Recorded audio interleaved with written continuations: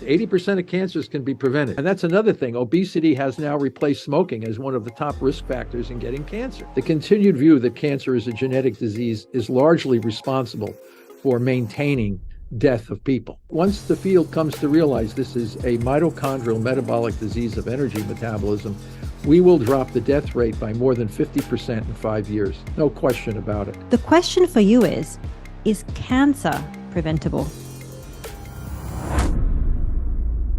A guy was diagnosed with advanced prostate cancer, hypertension, high blood pressure, and type 2 diabetes. The oncologist told me, it's too late. We have nothing to do for you. You already dead. I find the solution, autophagy, and who spoke about autophagy? Of course, Nobel Prize 2016, Thomas Seyfried. And he did water-only fasting, metabolic therapy. Prostate cancer went into total remission. Type 2 diabetes went away, hypertension, high blood pressure, everything went away. So this was what I'm saying. Metabolic therapy will get rid of a lot of things besides your cancer. So I really wanted to just briefly, as a last thing, to talk about the worst foods that feed cancer cells. If you could give a list of them, what would they be? So I think anything that... Just a quick one, if you're on carnivore and you experience cravings, maybe you're in a weight loss stall, or maybe you want to know if you should follow high-fat carnivore or high-protein carnivore.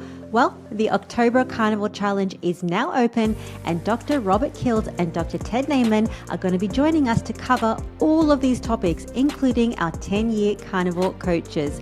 So, if you'd like to join, there is a clickable link in the description of this video with 20% off just for you. And if you love this interview, please feel free to hit that subscribe button. Professor Seyfried, welcome. Oh, it's nice to be here, Rena. Thank you very much. Well, the one thing from researching every part of the work that you do is that you really understand the biology about cancer, how cancer starts. And even you say that cancer is overtaking heart disease as the #1 killer. So today, Professor Seyfried is going to discuss how cancer starts and the worst foods that feed cancer cells. And the big question that we all want to know is cancer preventable? But before we get into all that, Professor Seyfried, I would love to know, why are you on a mission to fight cancer? Yeah, well, I don't know. Yeah, maybe it is a mission, but we've been doing research on cancer for more than 30 years. And like many people who do research on cancer, oftentimes it's completely disconnected from what goes on in the clinic. It's what we call basic research, with little, if any, translatable connection to folks that are actually dealing with the disorder themselves. But we do in vivo work, models, natural models of cancer, not these genetically engineered kinds of things that aren't really representative of what happens in the clinic. So we had this for studies of glycobiology predominantly.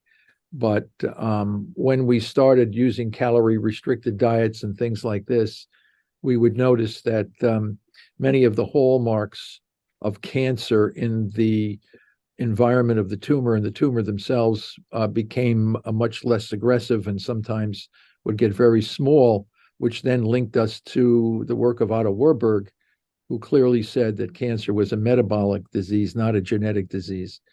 And yet we scratched our head and said, well, the entire field of the world, all cancer organizations in the world say cancer is a genetic disease, including the National Cancer Institute of the United States. And then as a trained geneticist, I understand genetics very, very well.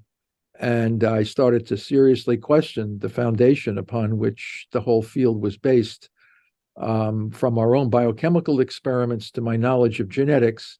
And then we began to put the pieces together to find out that Otto Warburg from the 20th century was actually correct in showing that cancer originated from the energy metabolism, not from gene mutations. And then I went and clearly collected data that absolutely eviscerates the entire somatic mutation theory. It's not right, and it's indirectly responsible for the continued progression of cancer, the continued deaths of cancer. The continued view that cancer is a genetic disease is largely responsible for maintaining death of people.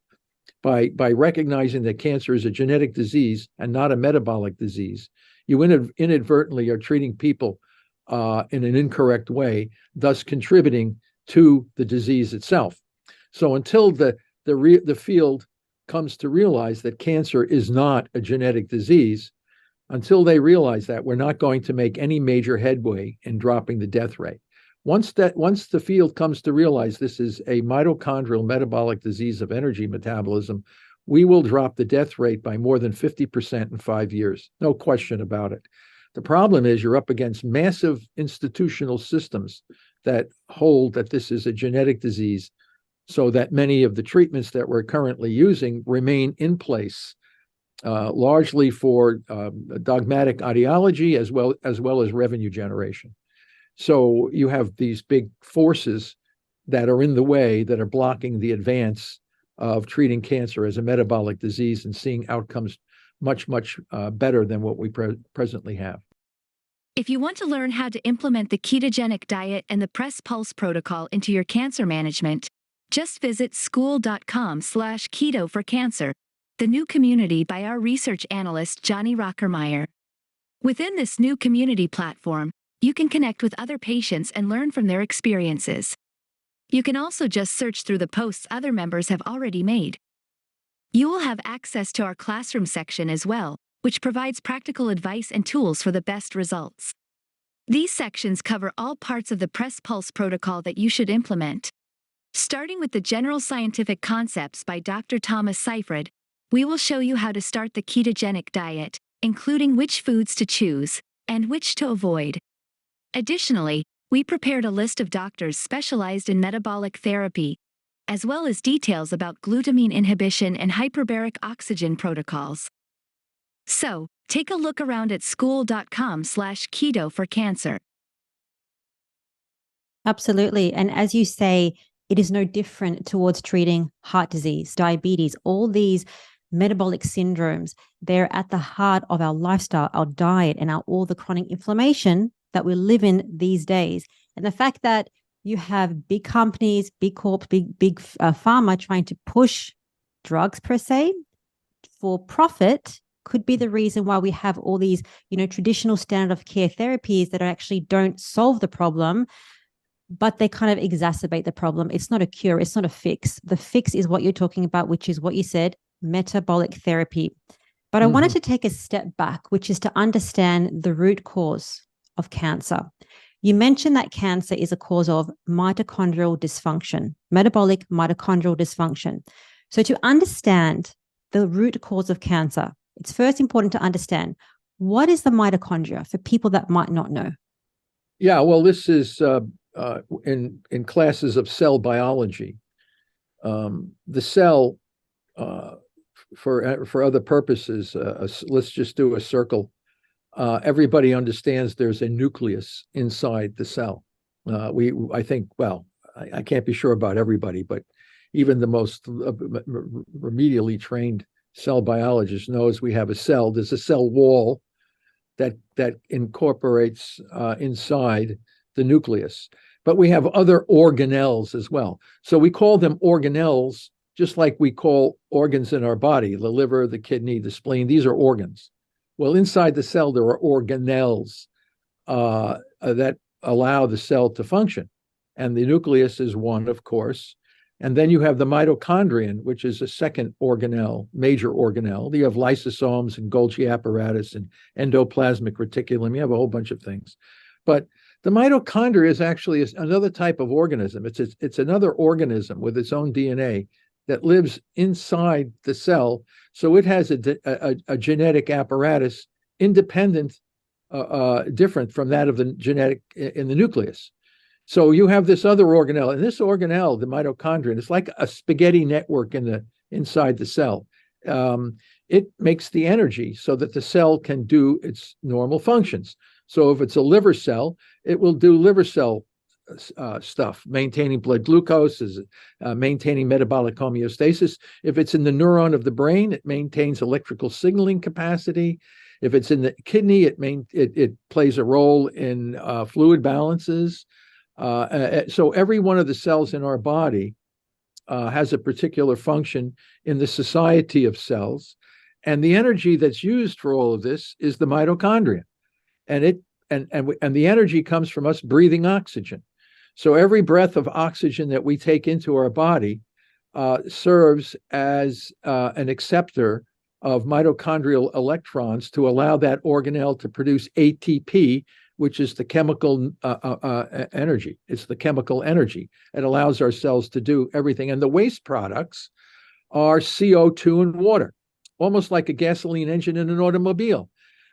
It produces CO2 and water and other breakdown products of the gasoline itself. But the bottom line is that engine works on oxygen. If there's no oxygen, the car engine will shut down because you have to have a spark to ignite the combustion. We use the oxygen for controlled combustion, and that controlled combustion is in the mitochondria. And that mitochondria produces the energy so that all cells in our body can work. And every cell has a mitochondria, except red blood cells. But most of them, our cells, have this mitochondria. This mitochondria allows the cell to remain quiescent in a differentiated state. In other words, a state doing what it's supposed to do to maintain metabolic homeostasis, so that all of our organs, brain, liver function, all work together because of the energy metabolism, because we're all breathing. So when that organelle gets corrupted in any particular way in any particular cell, the cell either outright dies if the energy there is restricted to such a great extent, or in the case of cancer, it's a chronic interruption of energy from that organelle, the mitochondria. Chronic. Acute disruption will kill the cell, but chronic disruption will allow the cell to slowly adapt to an alternative form of energy, which we call fermentation energy, which is energy without oxygen. And over years, months or years or decades, some of these cells gradually adapt to this other form of energy because the mitochondria have become chronically incapable of providing energy. The mitochondria also control the quiescent state. And what happens is they slowly lose grip on the energy within the cell.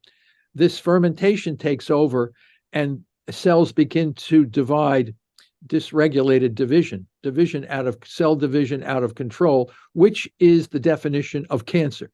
The definition of cancer is cell division out of control. The ultimate result is a tumor a tumor. Where did the tumor come from? It came from a gradual disruption of energy metabolism from mitochondria, leading to dysregulated cell growth. Cells are falling back on energy without oxygen, which is the way all cells on the planet got oxygen before oxygen came into the atmosphere 2.5 billion years ago. So these cells are simply doing nothing more than falling back on ancient pathways that were always present, but now become dominant in these tumor cells. And that allows the cell to grow in a dysregulated way because the organelle that controls growth regulation is now dysfunctional. And the cells have switched from respiration using oxygen to energy without oxygen, which is fermentation. How that happens it can happen from any number of assaults or insults to a population of cells in a particular organ. What are they? Exposure to chemical carcinogens, intermittent hypoxia, exposure to radiation, old age, viral infections, hepatitis, papillomaviruses, rare inherited germline mutations that disrupt mitochondrial function. Any of these are called secondary risk factors. So there's a whole variety of things in the environment that can cause a disrupted energy metabolism in a cell, thereby leading to mitochondrial disruption and dysregulated cell growth. So one person's breast cancer could come from a carcinogen, another one from an occluded milk duct causing intermittent hypoxia, another one from exposure to radiation, another one from the BRCA gene, another one from just being older. So any of these could cause a tumor in a particular organ through any variety of causes. All of the primary cause and the only cause for the disruption cell growth is damage to the oxidative phosphorylation capacity in the mitochondria. That is the origin of cancer, whether it happens in the brain, colon, breast, bladder, lung, all of these. So there's one common origin, disruption of oxidative phosphorylation leading to fermentation. So all cancers, regardless of their organ, are highly fermentative cells dysregulated in their growth, driven by two fermentable fuels, which is the sugar glucose and the amino acid glutamine. They are the two major fuels that we have found driving all cancers, making cancer a singular disease of energy metabolism, not a complex hodgepodge of all kinds of diseases. It's not that complicated. And that's what was so fascinating about your work. This is that these two things about glucose and glutamine. I think a lot of people understand the glucose, the sugar, and that we need to eliminate, sugars, a lot of the excess carbohydrates to actually reduce the risk of cancer, reduce the risk of disease. But there was something that you mentioned around glutamine. Well, wait. No, you can't. Sugar is not a carcinogen. Okay, sugar does not cause cancer. If you have a tumor, it will feed on the sugar, but sugar itself is not a carcinogen. So carcinogens are chemicals that cause cancer. Sugar by itself does not cause damage to the mitochondria, okay? But excess sugar in the bloodstream can lead to systemic inflammation, and systemic inflammation can damage mitochondria in cells. So we have to know how to parse out cause and effects of things. That's a very interesting clarification, because I think a lot of people think sugar, as maybe I kind of mentioned previously, is the toxin that's going to cause cancer, but it's the elevated glucose consistently in our bloodstream over the long period of time that causes inflammation. It might not even show up as cancer. It could be brain disease. It could be heart disease. It could be anything. All these problems that we are seeing is coming from chronic inflammation. So I wanted to just backtrack before we get into the glucose, the glutamine, the worst foods, and all the rest of it. You mentioned right at the beginning that cancer is not a genetic disease. We're not born with cancer. It is something that is a metabolic dysfunction in our mitochondria. And there were some experiments called the nuclear transfer experiments, which prove this.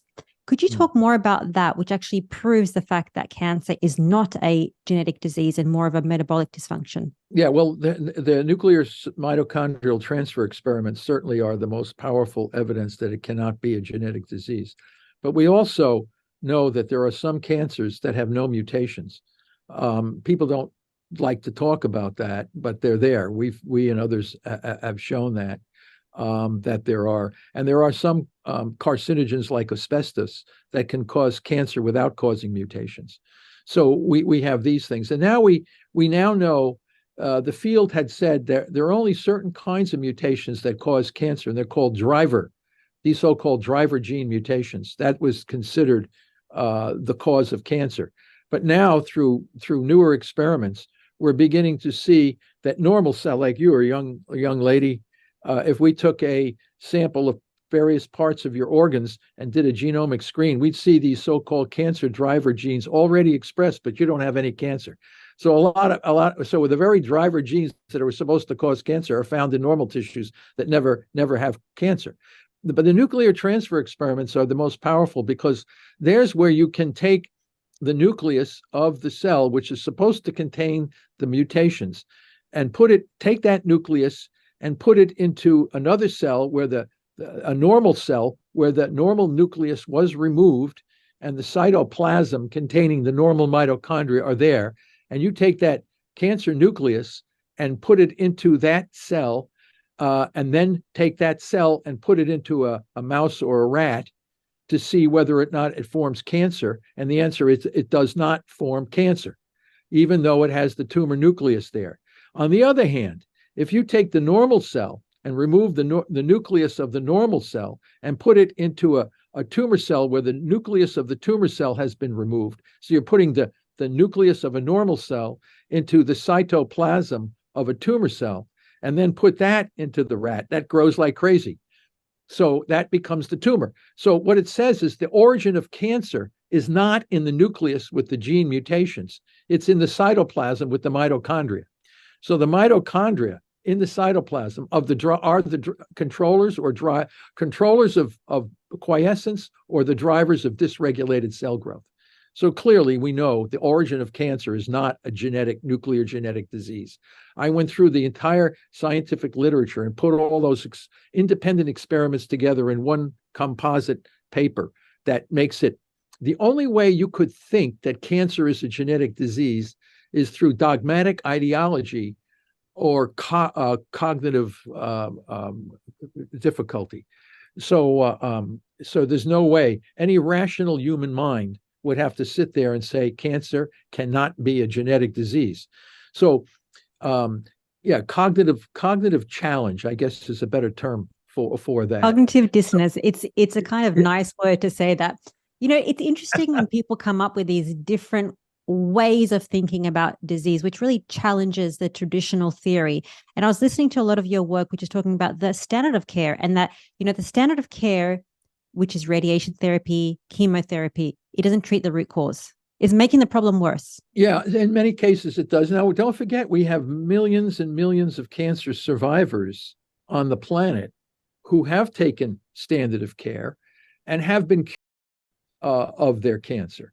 But many, perhaps even most of those folks pay a significant price in overall health for having that chance to live longer.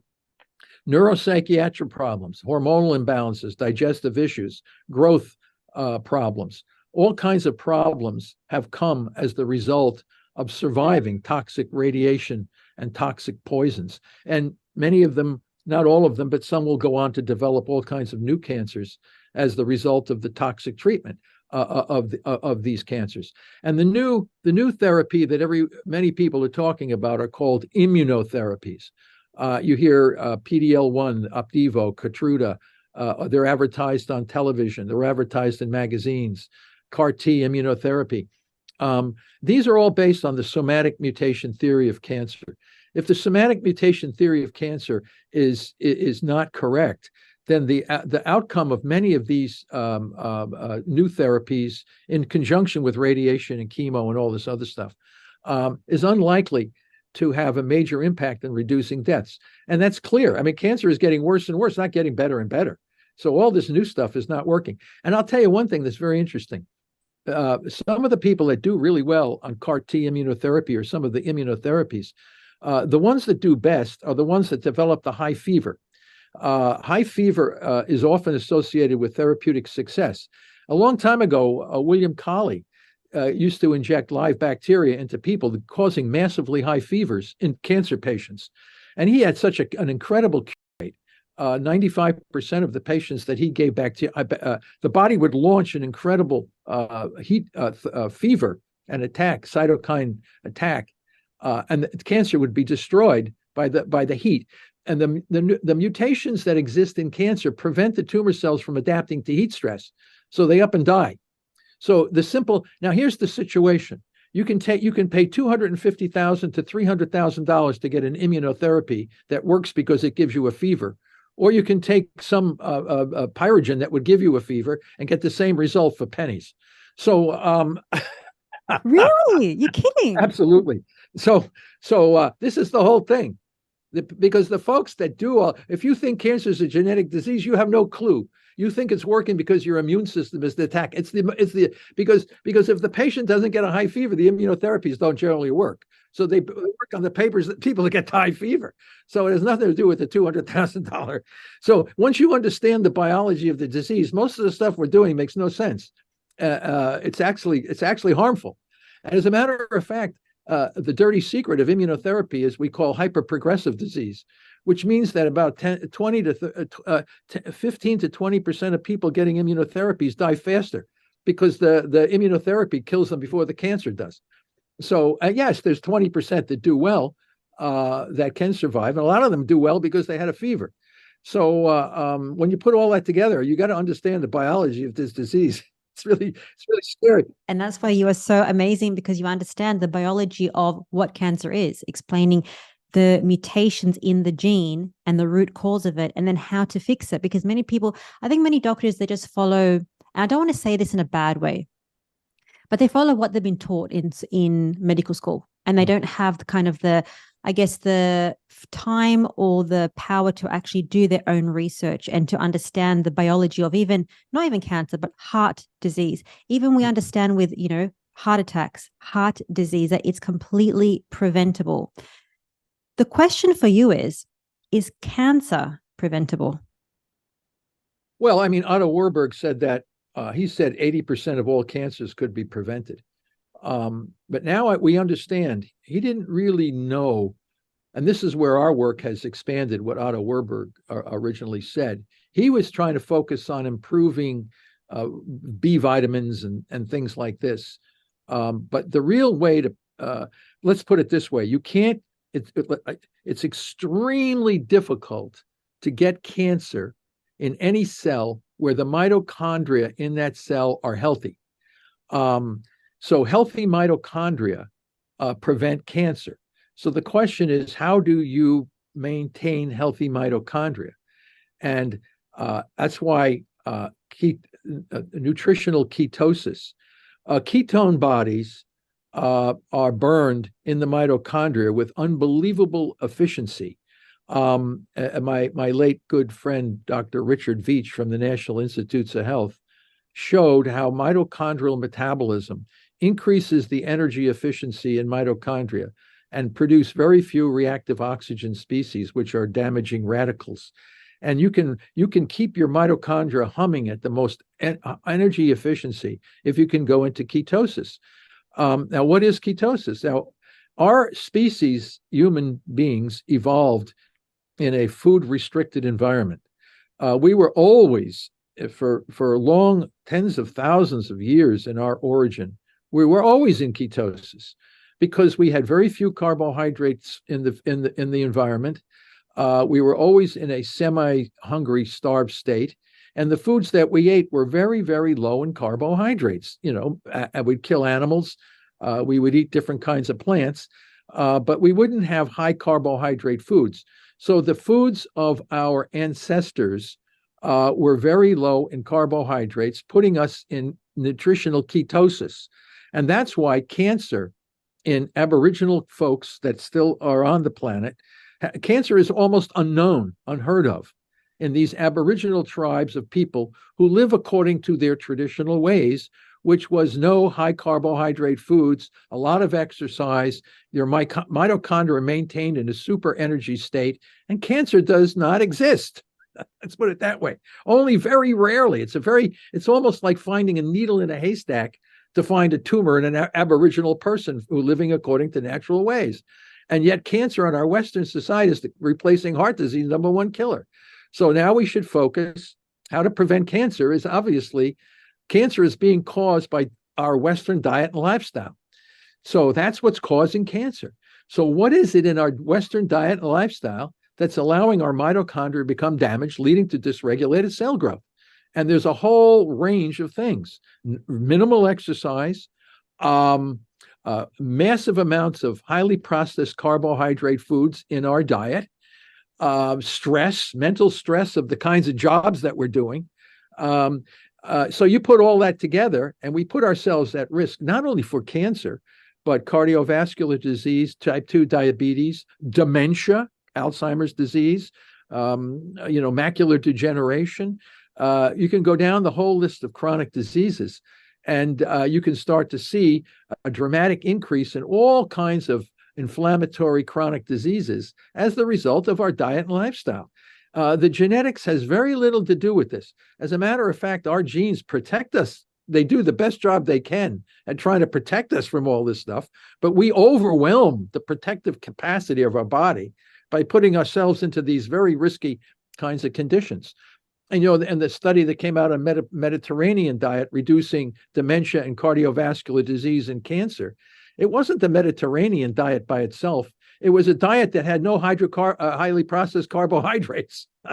So, so you want to get cancer, you want to get demented, you want to get type 2 diabetes, make sure that you are obese and you keep your blood sugars really, really high. And then you'll be able to get into the crowd of those that have all these chronic diseases. And that's another thing. Obesity has now replaced smoking as one of the top risk factors in getting cancer. So, and if people were really, really, really interested in preventing cancer, we would not have an obesity epidemic. So all of this stuff is perfectly logical. But I have to be honest with you. The foods that are being engineered, highly processed carbs that are being engineered, are very tasty to a large number of people. They're cheap, they're convenient, and they're tasty. And we evolved to like very sweet carbohydrate foods. It's just they weren't available in the environment. Now they're available in an abundance, and we pay a price for that. Absolutely. And many of my audience, we follow a carnivore lifestyle. So I'm very keen to hear your thoughts about, because you talk about a ketogenic diet, and that is primarily higher fat. And especially if you do have active cancer, even the likes of Dr. Boz, they talk about therapeutic ketosis. So that is increasing your fat, even sometimes decreasing your protein to try to flood your body with fat and ketone so that the cancer or anything that you have that is inflammatory cannot survive. I'm curious around your thoughts around carnivore or even keto as a lifestyle to prevent all disease. Well, this is a good point. Well, we developed the glucose ketone index calculator and published this. This is the way to let people know whether or not they're in ketosis. So some people say, oh, yeah, I eat a ketogenic diet. I said, what's your GKI? Well, I never measured it. Well, how do you know you're in ketosis? You have to have a blood measurement to know where you are, not what you think. So the Keto Mojo meter, which is available through Amazon, allows a lot of, well, we built it for the cancer folks so that they can know how to kill their tumor cells. And also deliver drugs when the cancer patient is in ketosis. The drug delivery can kill the tumor cells much more effectively. The drugs take on tremendous power when the patient is in ketosis. Even then, you can cut all your chemotherapy drugs in half, or even lower than that. Sometimes really has tremendous power. But the guys who are just in the society that want to stay healthy and think they're in nutritional ketosis, they can use the meter to see whether or not they're in that state. Now, my good friend Dom D'Agostino is always in ketosis. Dom eats meat, eggs, certain vegetables and things. He's just eating more of a Paleolithic lifestyle.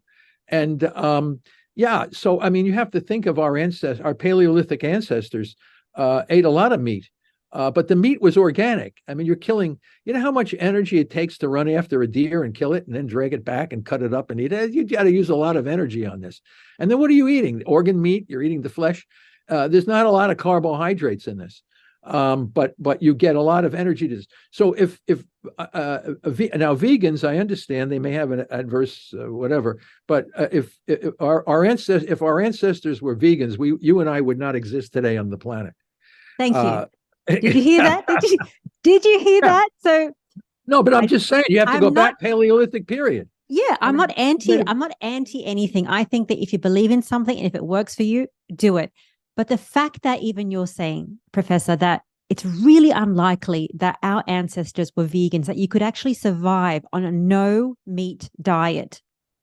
Thank you. You couldn't. It would be impossible.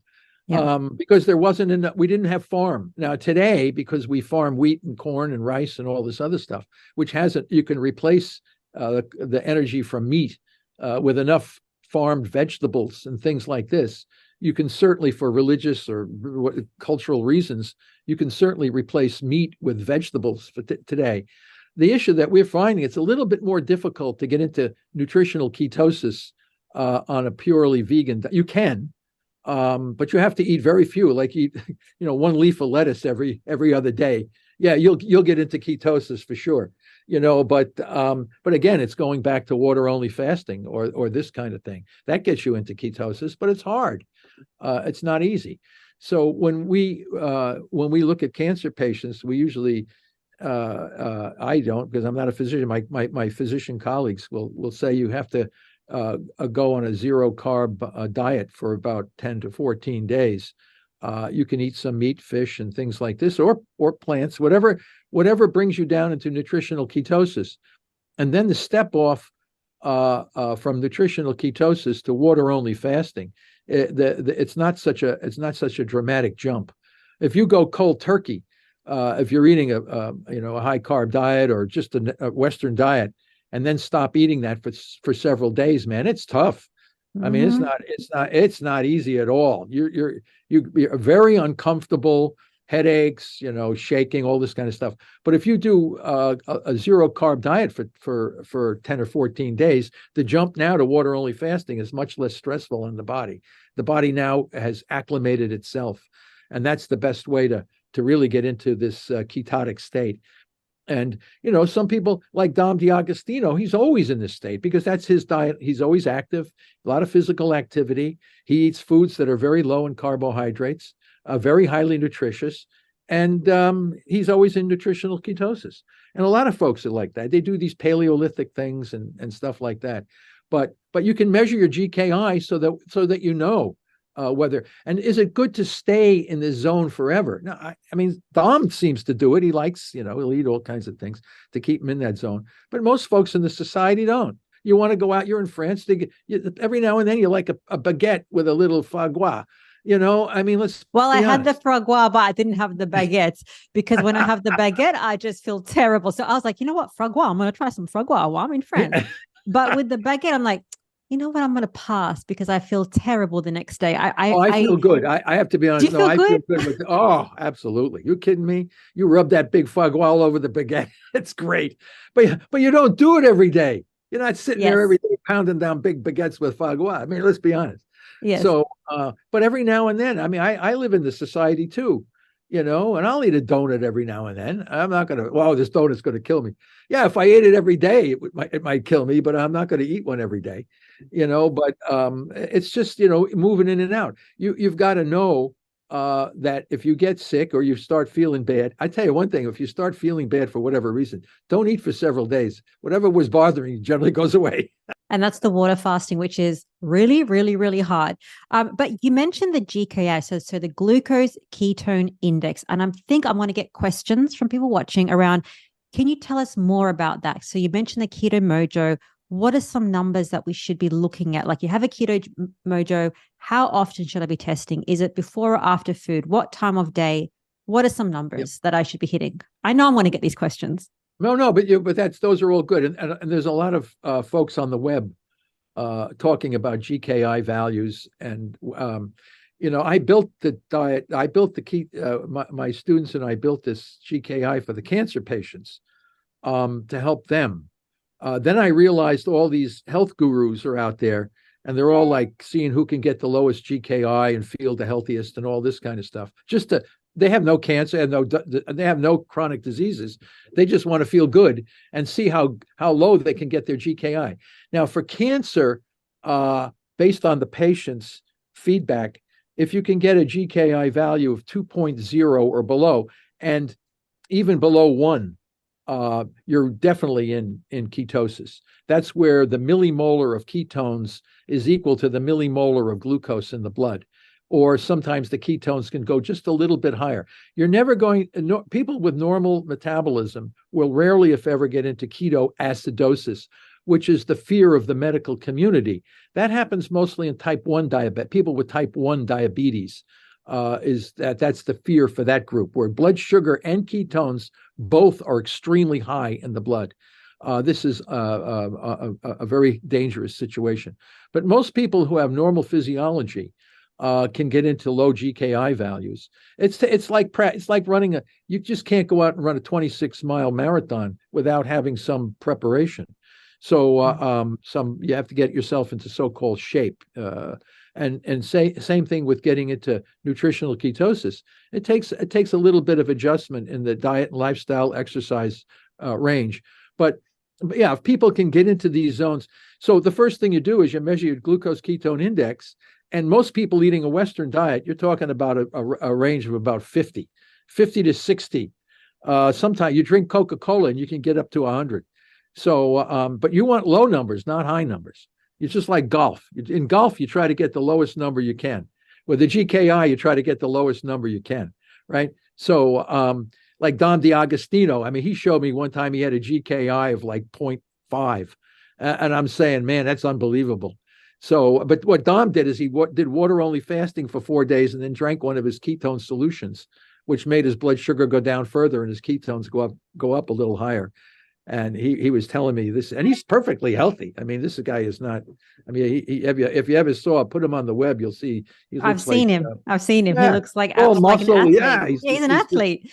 But Oh, that's yeah. the thing. It's not to say that anybody watching needs to do water fasting or anything crazy like that. It's really to understand the different modalities that you can get.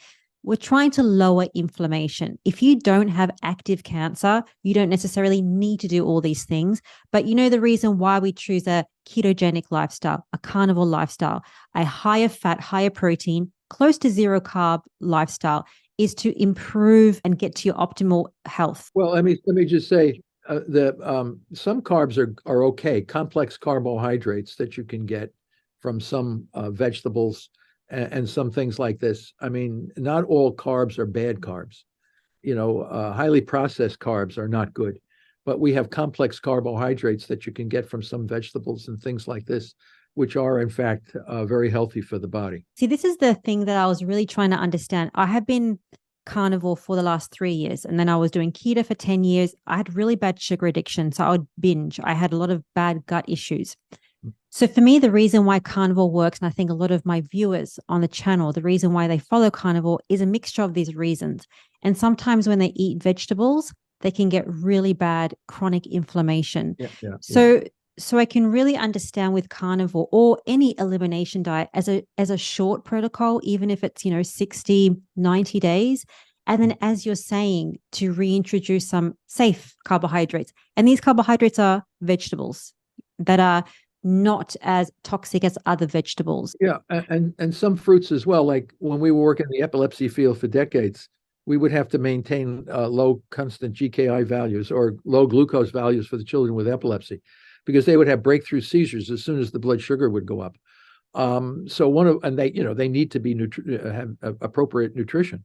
But what we found for vitamin C was grapefruits.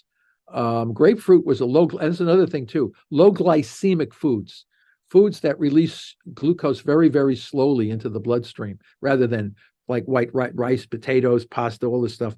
This will give you a high shot glucose in the blood. But grapefruit was a low glycemic. So if you look at the types of foods that you want to try to say, well, I want some carbs, but I want low glycemic carbs, then you can go, there's a whole list of foods on the web that will tell you their glycemic index. And the glycemic index will allow you to take in those foods without spiking glucose and thereby not creating a major shift in your GKI values. The other thing that we learned is that emotional stress can make your blood sugar go up. Because you release corticosteroids into the blood, which is a fight flight kind of thing. And that's how we learned about the GKI in the first place, because I had some cancer patients that would get into an argument with a neighbor or a parking spot or whatever, and they would see their blood sugar spiking. And I would say, what's your ketone? Oh, the ketones were stable. So it really didn't change the GKI too much. So glucose is a lot more variable. If you can keep your ketones at a steady level, you can buffer some of the spikes that you might get occasionally in glucose, and then not throw out your GKI overall.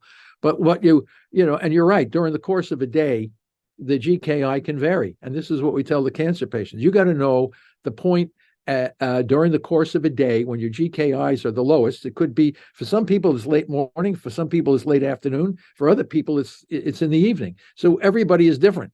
So we don't know. We can't say to anyone, everybody do this, because it may not be appropriate for your physiology. So each person has to learn their own physiology.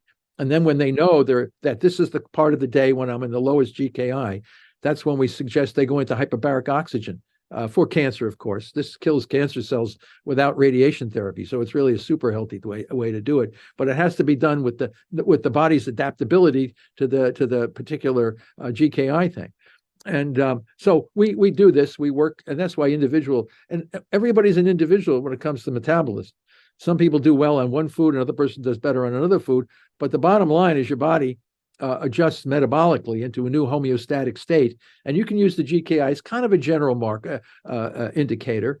But people will learn how they can adjust themselves and stay in these so-called healthy zones, and how long they want to stay in there. And every now and then you can step out and step back in. And have a life and go out and enjoy something.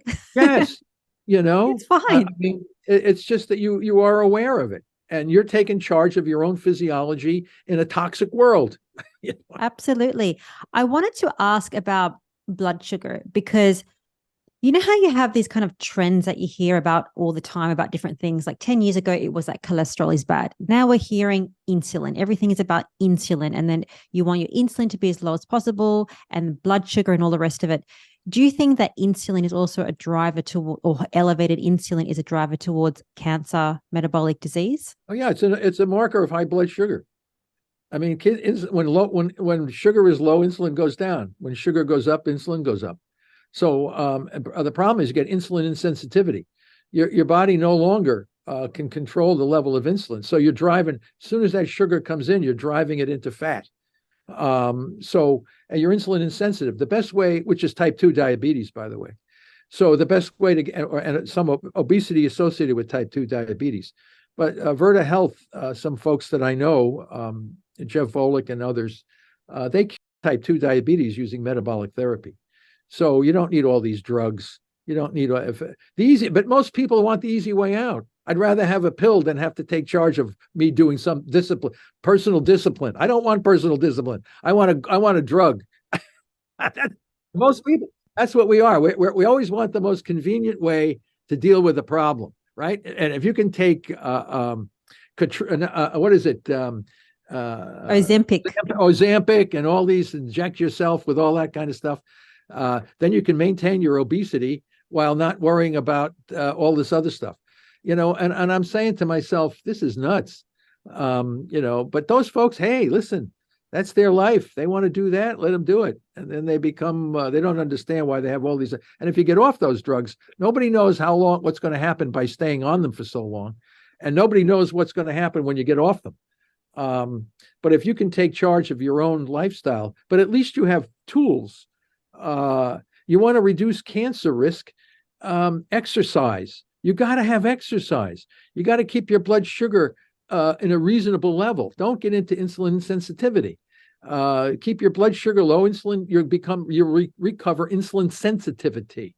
So, and then people say to me, well, your liver will make glucose even if you don't eat glucose. And that's true. The liver, gluconeogenesis is made by the liver. But that's a very low level of glucose. It helps the brain out a little bit. And all the other cells in the body then crave the glucose. So you keep a very low, stable level of glucose. For a cancer cell, the cancer cell now must compete with normal cells that want the glucose. And the cancer cell gets outcompeted every time. So again, water-only fasting, it always works really well to maintain nutritional ketosis, low GKI values, low insulin values. So this is all a diet and lifestyle. It all comes back to diet and lifestyle. But no, a lot of people, how many people in our society, whether you're in France, Germany, or United States, want to go back and live like some caveman, in a Paleolithic period? There are people that want to do this, believe me. You always find them out there.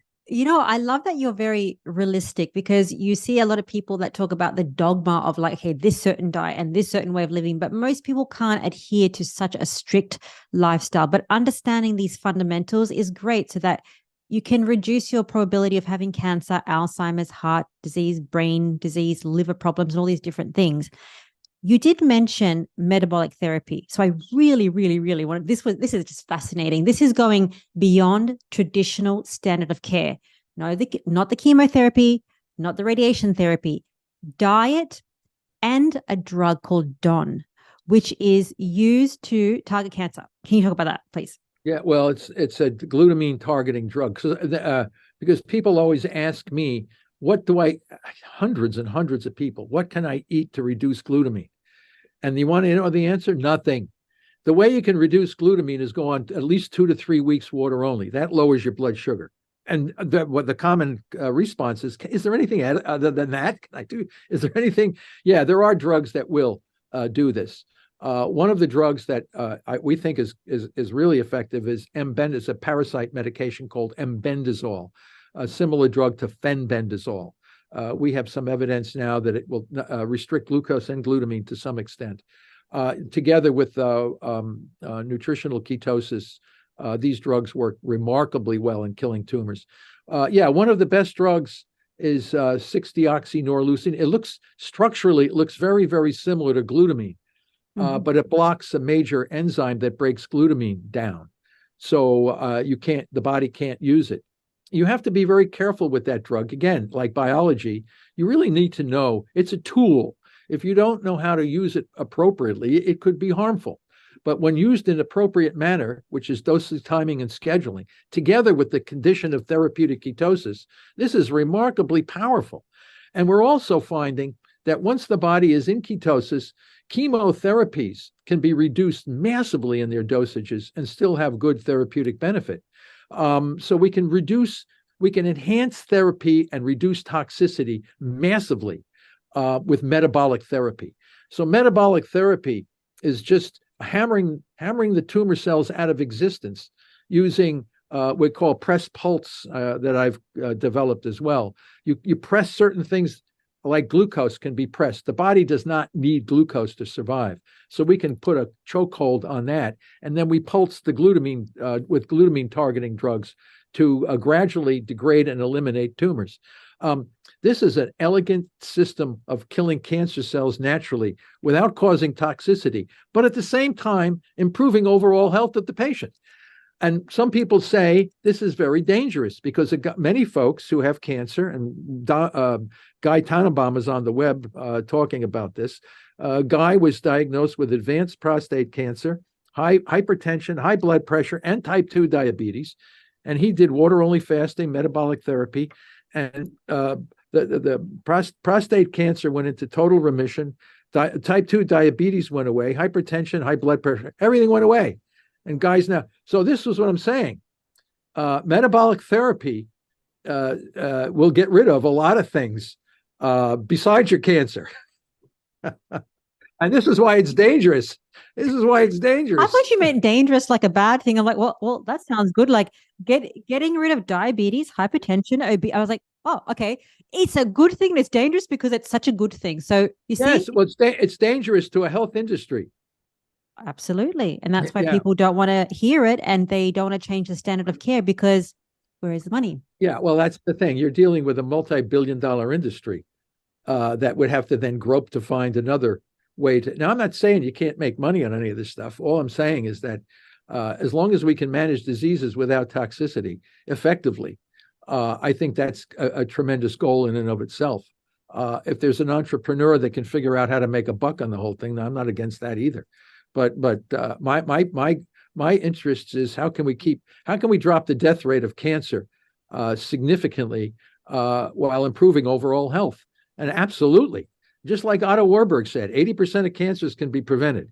And I think we can drop the death rate massively in a very short period of time if the governments, if the health government agencies would say, yes, cancer is not a genetic disease, it's a mitochondrial metabolic disease, and we recommend metabolic therapy to treat cancer. Boom, the death rate would collapse unbelievably. So you said that earlier that cancer is overtaking or has overtaken heart disease as the number one killer. In China, it certainly has, and I just heard in Korea it has as well. So the United States, it's for breast cancer. Breast cancer in women has become the number one killer over heart disease. So, and it's happening slowly around. The more we are into the Western diet and lifestyle with highly processed carbohydrate foods and reduced exercise, the more at risk we're going to be for cancer. and all the other chronic diseases. But cancer is the one that people most fear. I think it puts a fear of God into people, that they have this immediate impending doom, that their existence on the planet is going to be shortly lived. And that's missing. Yeah, if you're being irradiated and poisoned, that might be true. But if you do metabolic therapy, that I don't think is the case. And I think people should recognize that. You should not nobody should tell somebody they have a terminal cancer. If they do standard of care, that might be terminal. But if you do metabolic therapy, it might not be terminal. And as you said, that cancer can be preventable if you have the right diet and lifestyle, and you live a stress-free. Try to live a stress-free existence, and try to enjoy life as well. It's all these things that it's not just food. It's not just these things that we're hearing every day. It's the holistic lifestyle that we have to live. Yeah, you're absolutely correct. It's a whole composite of it's food, diet, lifestyle, exercise, and stress management. That's why in our Press Pulse we talk about stress management as a major part of the overall therapeutic process, part of metabolic therapy. Music therapy, massage therapy, acupuncture, whatever you do to reduce stress, because stress, a lot of cancer patients have impending doom, which causes their corticosteroids to go up, and they have high blood sugar because they fear that they're going to be dead from this disease. So they have to be told and do a variety of things to reduce the stress. The blood sugar goes down. Metabolic therapy works a hell of a lot better. So again, it's all part of the package, and I have that written in the Press Pulse outline, the framework for managing cancer. It's all in there.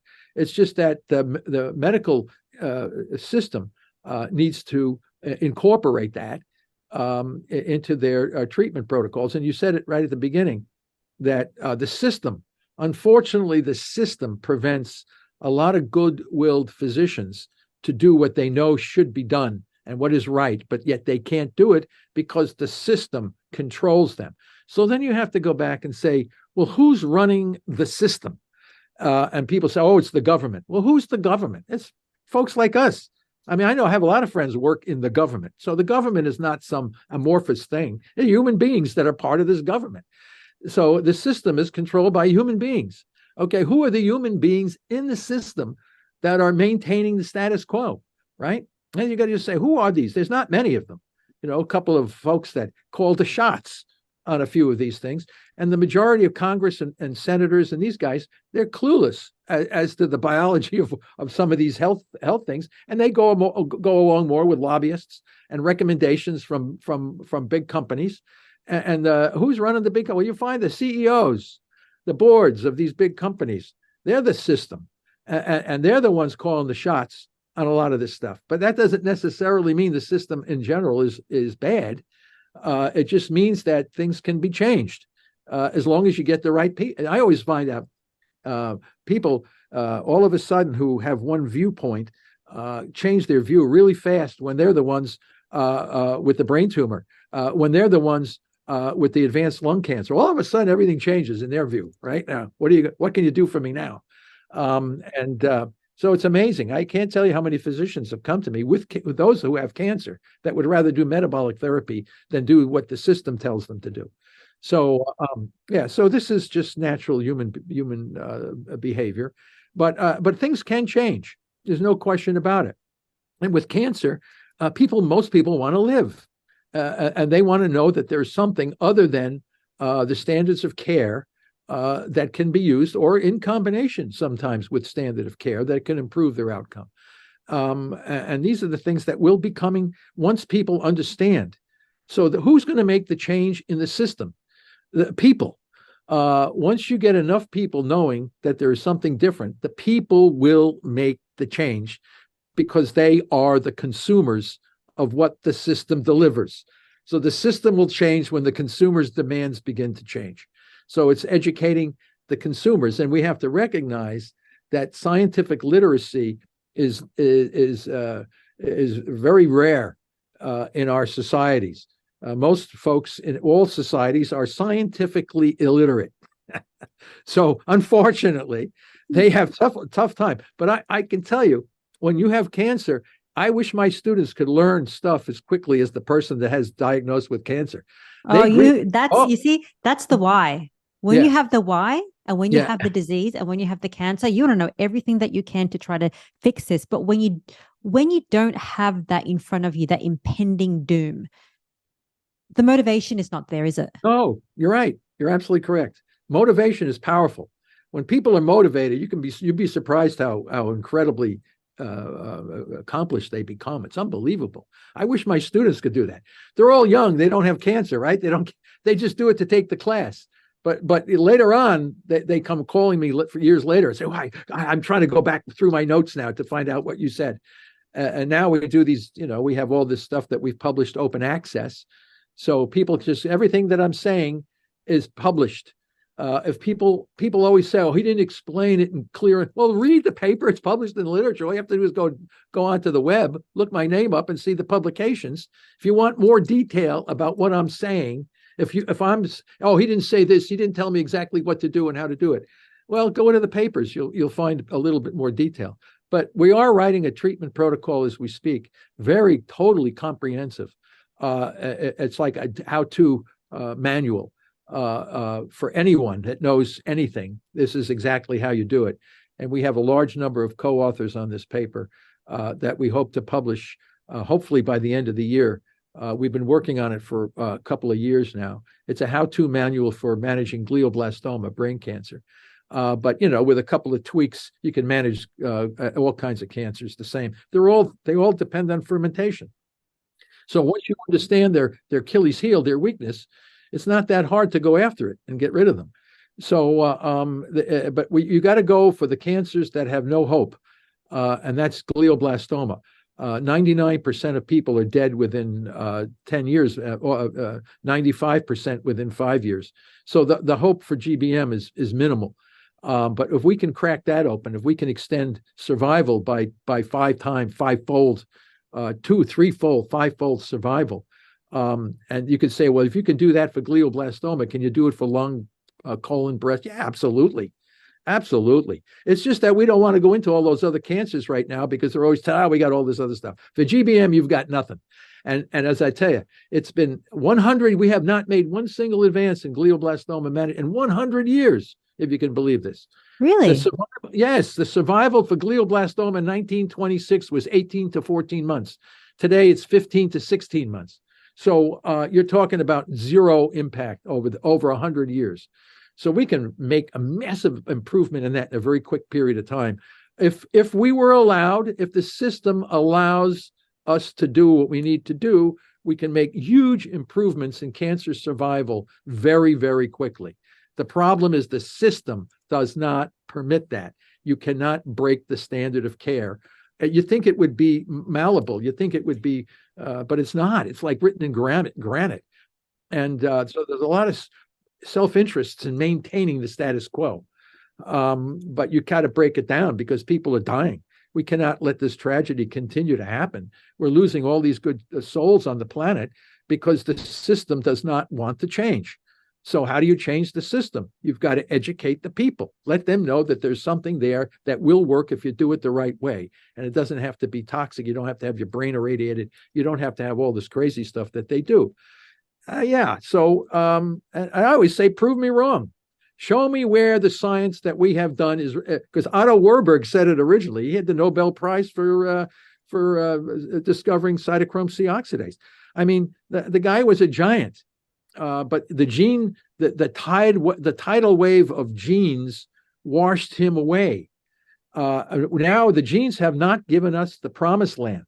We have to go back and figure out what happened. Otto Warburg was correct, not always, not completely. We have now polished up, shown where he was right and where he was a little off base. And we brought in all this new stuff to show that cancer is a mitochondrial metabolic disease that can be managed effectively with metabolic therapy. And I wanted to just quickly summarize for people that just want that clipper of how do we fix your mitochondrial dysfunction? It's through metabolic therapy. So metabolic therapy, you focus on, so cancer drives off two things. And I'm just regurgitating everything that I've heard from you. Cancer drives off two things. You mentioned glucose and glutamine. That's I right. wanted to just ask, because we know the glucose, which is the elevated excess sugar, doesn't mean that you're just eating a lot of sugar. It means that over a long period of time, you have a lot of blood glucose in your body. It's elevated glucose. Okay. Right. And we can talk about how we can fix that one, which is the ketogenic diet. But I just wanted to ask about the glutamine, because glutamine is an amino acid. Mm-hmm. How Yes. does that make cancer worse? This is a very important question. Now you're asking me to get into a little bit more of the Oh, deep biochemistry. sorry. Well, that's okay. What Otto Warburg did not know is that there is the glutamine fermentation. So, and the field thinks glutamine is respired, meaning that that the mitochondria in cancer cells are healthy. Wrong. They're not. They're not healthy. They're sick. However, in the mitochondria, there is a part of the pathway that called the glutamine glutaminolysis pathway, where the amino acid glutamine can be fermented to get energy without oxygen, not linked to oxidative phosphorylation. So it's a second fermentation pathway that Otto Warburg and most of the cancer field does not know about. But my good friend and colleague, Christos Xenopoulos from Semmelweis University in Budapest, Hungary, is the world leader on this pathway. And we, Christos and I, have shown clearly that this pathway is operational in cancer cells in the mitochondria. So this has confused the field because the field says, oh, mitochondria are still making ATP and still taking in oxygen. Therefore, Warburg must be wrong. Oh, this is the big fallacy. The mitochondria in cancer are taking in oxygen, but it's not linked to ATP through oxygen. It's linked to the ATP from glutamine fermentation. So you got glucose fermentation on one hand, producing carbon so the cells can grow and a little bit of energy in the cytoplasm. And then you get glutamine fermentation in the mitochondria that gives the nitrogen so DNA and RNA can be synthesized in the tumor cells. And again, additional energy. So you got to know the biochemistry of the problem to know how these cancer cells are living. Now, if you target glutamine alone, the cancer cell will survive on the glucose. If you target glucose alone, the cancer cell can survive on the glutamine. So you have to target them both together. And the issue is the cancer cell cannot use fatty acids or ketones because the mitochondria are dysfunctional. So the fatty acids and ketones that you have in a ketogenic diet or low GKI value is used for the brain and for the rest of the normal cells in the body.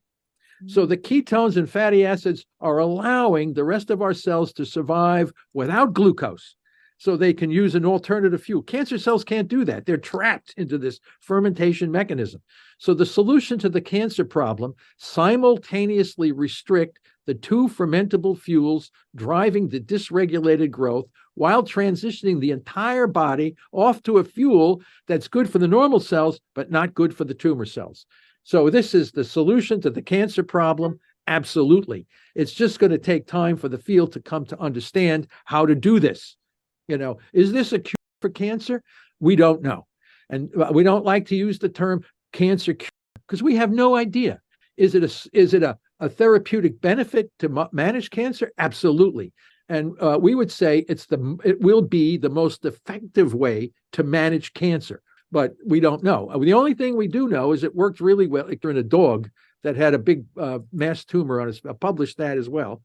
His dog died of old age from heart disease, but the tumor that was supposed to kill it many years earlier dissolved. So people can read that. I published that on the open access web. It's getting a lot of attention in the veterinary world because you can manage these cancers in dogs just as well with metabolic therapy. Are you passionate about the groundbreaking and heroic research of Dr. Thomas Seyfried on metabolic therapy and cancer? So are we. That's why we've created something special for you, in collaboration with Johnny Rockermeyer, a German book publisher and translator. Introducing our collection of meticulously crafted books that distill the essence of Dr. Seyfried's work. Dive into the science and discoveries. These summary books are your gateway to understanding the intricate world of metabolic ketogenic therapy in a clear, concise, and engaging way. Whether you're new to the subject or a seasoned enthusiast, our books offer insights that can change your life. Ready to explore this transformative knowledge? Visit our website at www.cancerasametabolicdisease.com to get your copy. You can buy the ebook there directly and the paper book via the provided links. Here's the best part. A portion of every purchase goes directly to support Dr. Thomas Seyfried's groundbreaking research. That's why the direct ebook purchase is the best option to donate as much as possible. You can see all of the donations Mr. Rockermeyer has already made at www.ketoforcancer.net. That's right, when you buy our books, you're not just investing in your own knowledge, you're also contributing to the future of cancer research. Help us make a difference. Together, we can drive change and save lives. So again, it's unbelievable. Yeah, because cancers in dogs and humans and rats and mice, they all ferment. They're all fermenters, regardless of what organ they come from. So just pull the plug on their fermentation fuels while transitioning the whole body over to ketones, and these tumor cells up and die. You throw in a few drugs that push the system along a little bit more effectively, and you can live with the disease. You don't have to feel this impending doom. You're in charge of your own existence. So you have somebody. Physicians need to know this. This is the tool of the future. I just told you the future of cancer management in the Western world. So it's just a matter of time. And it is just a matter of time. And people, it's kind of like, even keto or even carnivore or even all these diets that have taken time to adjust, and people understand that cholesterol is not bad for you. Cholesterol doesn't cause heart disease, all these different things. But I did want to clarify that so people could understand metabolic therapy, what that means. Glucose and glutamine, you're targeting those two things, not just one, not just the other. So one is using a bit of drugs for the glutamine to target and kill it. The other one is the ketogenic diet. It could be keto, carnivore, but I love talking about foods. So talking about this side of things, the glucose, because people really understand foods. So I really wanted to just briefly, as a last thing, to talk about the worst foods that feed cancer cells. If you could give a list of them, what would they be so that people can just totally avoid them? Highly processed foods. Do you have a book there? I have my Twinkie. Oh, I bought Twinkies 10 years ago when we thought Hostess was going out of business, and I carry a box of Twinkies, and I can pull it out. I have it up there. The Twinkie made 10 years ago, I could put it on a store shelf and people will buy it, think it was fresh. It's like all chemical. Highly processed. As a matter of fact, if you look at the ingredients of a Twinkie, most of the terms, most people can't even pronounce the names of the chemicals that are in Twinkies. Highly processed carbohydrate foods, and that includes high fructose corn syrup. In fact, some companies are saying contains glucose rather than high fructose corn syrup. Because I think it sounds better, because they know the fructose is the bad one, right? It's the marketing thing. Yeah. So I think anything that comes packaged, which is almost 90% of what we eat, is packaged in some way, because it has shelf life. Once you give something shelf life, foods should not have long shelf lives. Good food will spoil on you real quick. But that's those healthy foods, but most people don't have access to that. Some people live in food deserts, where you only have highly processed carbohydrates. And a lot of people aren't aware of that. So you put all this together and you have a problem, epidemics of obesity and cancer and all this other stuff. But almost everything that we eat is contains highly processed carbs. So people are going to say, well, I'm going to go starve to death. Everything in my neighborhood is this. And the answer is, unfortunately, yes. This is the problem. And anything that comes wrapped up in a package is some sort of a process that had to go into producing that. But again, don't eat too much of it. And then the meats, organic, people say, free range meat is tough. But you can soy vide, you can get the toughness out of it. But And it's also more expensive. People say, oh, grass-fed beef, you got to pay twice as much than corn. Corn-fed beef is much more tender. It's much more, but it doesn't have the flavor that. Well, I go through all this stuff because we talk to people about all these things. I know what goes on behind all the stuff that. Well, that's the thing. They're made to taste very, very good. You got to realize. You mentioned even these small things. So even in the carnivore world or even in the keto world, we talk about, grass-fed beef versus grain-fed beef. The fact is you're eating beef versus Doritos. Okay. You've got processed chips versus meat. Maybe that animal wasn't fed the best diet, but they have a 4-chamber stomach to actually break down all the crap that they've been eaten, and it can be better for us. So it's kind of like making better choices. But I think that even in the meat-based world, we still have highly processed foods like deli meats, and they're really not the greatest for us. But if you are on a budget and you can't afford any of these things, get the fattiest cuts of meat, because fat is not going to be inflammatory. Is that right? Some fats are. You have to be careful of the, saturated fat is what's broken down into ketones. But getting back to what you said about the cold cuts and things, I'm not a food expert. I don't really know a lot about that stuff. But if all I know is if you eat very little of it, it generally doesn't harm you that much. It's when you start eating a lot of it. That's a fair point. Because how much of the carbohydrates do we eat in excess? And that's the same thing with vegetables, even though vegetables aren't inherently bad for you. But the fact that we were told so much to eat so many vegetables, that's why a lot of people can have some gut issues. But if you're talking about our ancestors, they weren't eating that many vegetables. It was like a small handful. And then, as you said, they were fasting for days, walking miles upon miles to kill an animal to eat. So the age is very different. Well, you can see that gorillas versus humans, gorillas have a big gut. They have a big belly because they're plant eaters. So plant eaters have to have much longer digestive tract than carnivore people, than carnivores, because you can get the energy out of meat much faster than you can get the energy out of plants. So if you look at the gorilla compared to the chimpanzee, the gorilla has a bigger gut because it's a purely vegetarian kind of animal, where the chimp is more omnivorous. They'll eat vegetables and meat. They'll eat a lot of different things, but gorillas are pretty much locked into the vegetarian kind of diet, where humans are omnivores. If we evolved to eat plants, we would have a big gut like the gorilla has, but we don't. And where we can eat anything that walks, crawls, or flies on this planet. That's how we evolved. We were not too particular. Even eat each other, for crying out loud, to get some sort of a spiritual thing. You go back in these societies, right? That's how they got kuru, which is a brain disease from eating the flesh of your dead relative that had brain. I mean, you can see all the crazy stuff that we as a species have done over the millennia. But no, I mean, our diet is quite varied.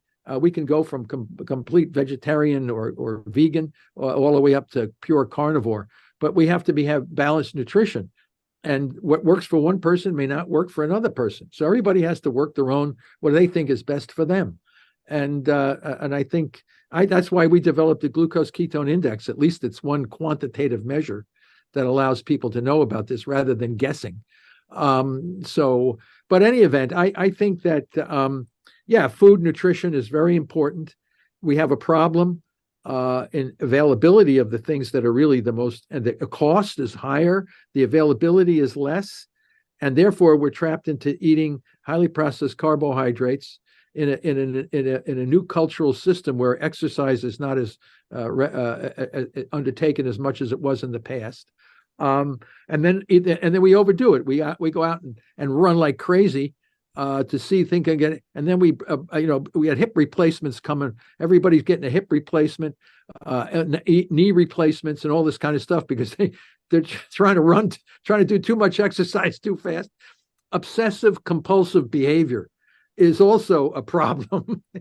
It's the two extremes. It's the high carbohydrate processed foods, sit on the couch and watch Netflix, and then you have those let me just be really, really strict on something and like run so much to burn calories, or it's, we're somewhere in the middle, which is, my grandfather or my grandfather's grandfather, what they were eating, whole unprocessed foods in smaller quantities, move, be happy. And the levels of chronic inflammation were so low. Cancer, heart disease, brain disease, kidney disease, liver disease. Right now, it's just exponential, and it's coming to the same root cause. And that's why the work that you do is so important. So thank you for that. Well, I just want to say this is a great time to finish everything, because I think that we have spoken so much on every topic that points to the fact that cancer is preventable. It is something that we can have control over if we have the right lifestyle and diet. But I just want to say a big thank you for coming on and sharing everything, all your research. And if people want to see more of you, where can they find more of your work? Well, as I said, Rena, we publish, they can go, just put my name into Google and publications, and anything that's open access, anybody can read. So it's not hidden behind some wall, it's out there. It's out there for everybody to read. But they just have to read the papers. And then we have a lot of YouTube videos, and we continue to publish this research. And we have case reports. If you want to read about Pablo Kelly, the guy with the brain tumor who's out now over 8 years, you can read about email Pablo. He has way you can talk to him. So, Pablo, I don't believe you're still alive. Well, he'll tell you, well, I'm alive, and here's my history, and here's all the records. So people can make up their own mind about this. But again, open access on the web. They have access to everything that I'm saying. So they can do that. Or I'll try to link Professor Seyfried's open access papers in the description of this video, so you can just click there, open it, read it, and find all the information that you need. But thank you so much for your time today, and I'm sure we're going to see you very soon. Well, thank you very much, Rena. It was nice to be here.